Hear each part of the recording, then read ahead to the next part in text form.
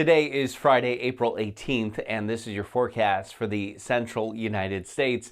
And there is a cold front working its way through the middle of the country today. Ahead of it, it is still very warm, so we have mild air pushing still north through the Midwest and the Great Lakes region today, but there's a cold front that's going to bring an end to that warmth here for the weekend. But with that dramatic change will come the threat for some severe weather right through the middle of the country. Let's take you through that weather map now. So this is the weather story. There's the area of low pressure that's pushing this cold front along. Out ahead of it, we got a lot of warm temperatures today, really from Detroit all the way down to the southern plains, including Dallas and maybe even over toward New Orleans. But right along the front, there's going to be an area of severe weather today, damaging winds and large hail.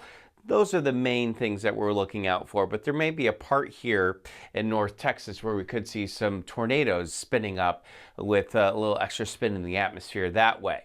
So we got this line of showers and storms that will come through this afternoon for Grand Rapids and Chicago. Temperatures out ahead of that front in the upper 70s, almost 80 degrees today in Detroit and Cleveland. And then you notice there's much cooler weather behind that front. Low 80s out ahead of it though for Cincinnati and Louisville. How about this? Mid 80s for Nashville and Memphis. Even all the way up to Pittsburgh, we make it to 82 degrees this afternoon. That cold front's going to come through. That knocks down the temperatures. Saturday, sort of a transition day with falling temperatures, and you really feel that chill, I think, into Sunday.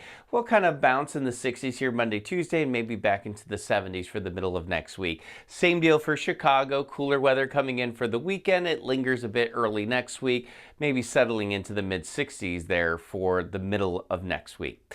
So in DC today, we'll make it to 80 degrees, 83 today in Charlotte.